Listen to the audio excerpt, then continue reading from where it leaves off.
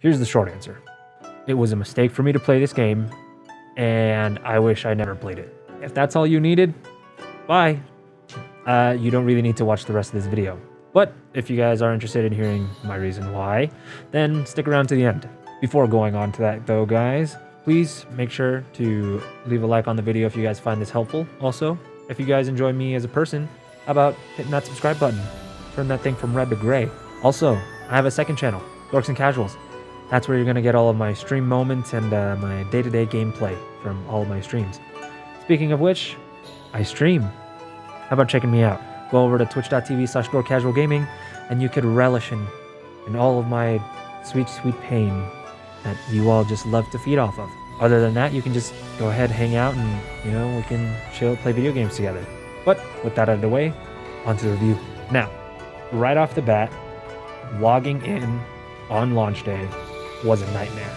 It was so bad.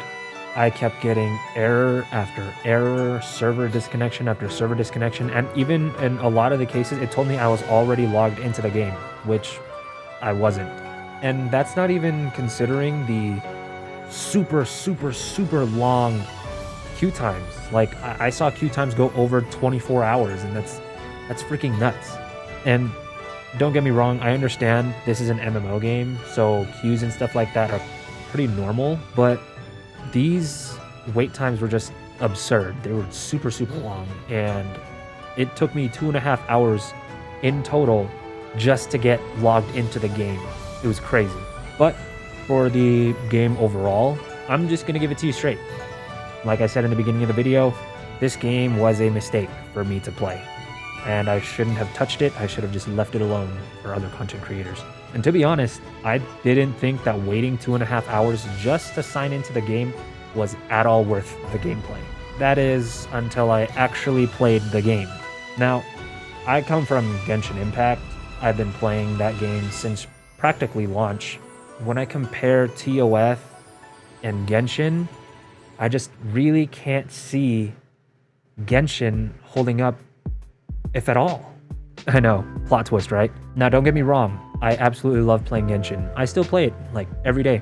At least getting my dailies out of the way and pulling for characters, whaling even. But I realized something when I was playing Tower of Fantasy. I did not want this game to be as good as it actually is, because if it is, which it is, I'd be putting money towards Tower of Fantasy, and I'd be playing it a lot more than Genshin Impact. All of the countless hours that I poured into Genshin, all of the money, all of the time, at the end of the day, Tower of Fantasy honestly is stacking up to be a better game. Now, in all honesty, guys, Tower of Fantasy is one of the best and most fun gacha games I've played in a really long time, and I've played a lot. I've played a lot of gacha games. And sure, the 2.5 hour long wait time just to play was bad. At the same time, the gameplay itself made up for it big time. Now, in the game, Tower of Fantasy, first things first, you can customize your own character. Of course, it goes beyond just Genshin Impact, just picking a gender. You can customize them however you please. And the character customization is fun, it's detailed, and you could even pick your own outfits and create your own haircuts. It's insane what you can do with characters, and it's amazing. And as for the characters themselves, not only can you pick different costumes and acquire different outfits to wear as you play the game, but you can use different weapons. You're not just stuck with the long sword that you get from the beginning of the game. And guys, the MC speaks. They actually have voice lines in the game, like revolutionary. And of course, if you don't end up liking the character, or you get a little bit tired of the character that you play, you can just play as one of the units that you pull for. You could just switch out your costume or your skin. And it's so intuitive. It's so easy. Looking over to gameplay wise, it's a blast. Traversal is smooth and fun. And maybe this is just because it's a new game, but it feels so different from Genshin Impact. For example, one of the biggest things is that the stamina bar that you use when climbing or swimming is completely separate from your dodges, your jumps, and your air dashes. Speaking of which, double jump, air dash. In Genshin, you need a Kazuha to do that. Another thing that just makes it so much easier to play this game, there are mounts and jetpacks.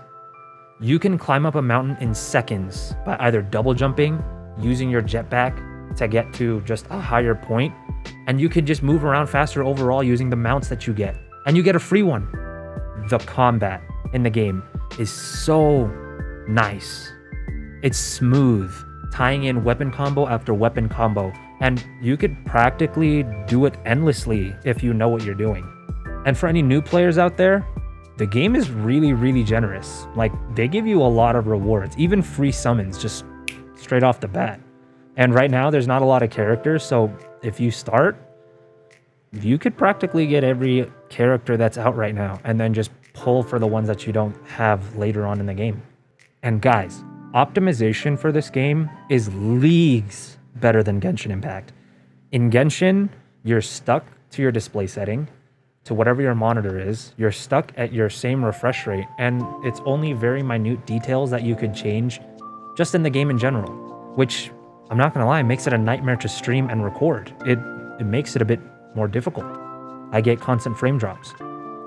But in Tower of Fantasy, you can go in and change your FPS. You can go in the game and change your graphics settings. You could change your display rating. I have a 4K monitor and I can play in 1080p, so I can stream it better. In Genshin, I'm stuck, and that sucks. And now, what everybody wants to know, the gacha system. What is it like summoning in this game? Well, let me tell you, it's great, actually. Well, great in terms of gacha games. So it's fairly forgiving in the sense that for one thing, it's 80 summons to pity.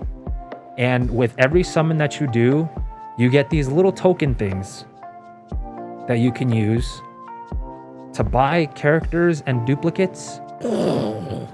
Galaxy brain, okay? You're able to reinvest your summons into just getting the unit that you want or getting the duplicate that you want. That is amazing. That's free summons. That's free stars. Not only that, and in my honest opinion, this might be the best part. If you pull an SSR, which is a 5-star, in this game, before you hit pity, it doesn't reset your pity. You just keep going. So if you pull an SSR at like 39 pulls, you still have the other, 41 pulls to get another SSR? That means, in theory, if you were lucky enough to get an SSR every 10 pull, you could walk away with 8 SSRs without hitting pity. If you don't call that generous, I don't know what's generous in gacha games. Now, with all of this, there are some cons. There are some things that I don't like about the game. Of course, loading times in the game are a bit wonky. They're a little long, to be honest. And maybe this was just because it was just launched, but loading times just didn't feel very stable, and it was very taxing. Once you choose a server, that's your server. You can't change servers unless you want to start over from the very beginning. And that just kind of sucks, which means if your friend picked a different server and they invested money into that server, but you're playing on a different server, tough nuts, can't really play together. This is one of my greatest gripes about the game, and it's that it's time gated for certain events and even leveling. On launch day, level 18 was the max level that you can attain. And then after that, you had to wait the next day. Even with other content or chests, they're time gated. And of course, with the gacha system, although it is forgiving, it still has one of the most scummy kind of duplicate systems I've seen in gacha. My friends, that is the star system, or as we Genshin players will call it, the constellation system. It's where you have to get multiple duplicates of the same character in order to unlock their full kit. That doesn't really sit well with me, and for one thing as well, it's just a waste of money. Money that you could put towards literally anything else. Other than that though, guys, overall, the game is really solid. It's really fun to play. Like, if my opinion is worth anything to you, play the game. It's great, and I suggest that you play it for yourself to see what you like. I, for one, am having a blast just coming off of launch day. Overall, it's just a great game. It's super fun to play. It's very forgiving. It's great for new players, and it's a breath of fresh air for gacha games. Tower Fantasy may very well be my Genshin Impact replacement. But I hope you guys enjoyed the video. I hope you guys enjoyed this review. I hope you guys stick around for any of my other reviews. Speaking of which, make sure to subscribe to the channel. Also subscribe to my second channel, Dorks and Casuals, to see all of my gameplay of TOF, as well as any other game. Right now I'm also playing through Mortuary Assistant. Scared the piss out of me. Video coming soon.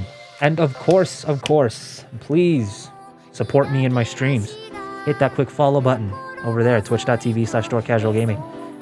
We do a lot over there. A lot of fun. A lot of pain. But you'll enjoy it, I can guarantee that. But with that, I hope you guys have a wonderful day, and I'll see you guys next time.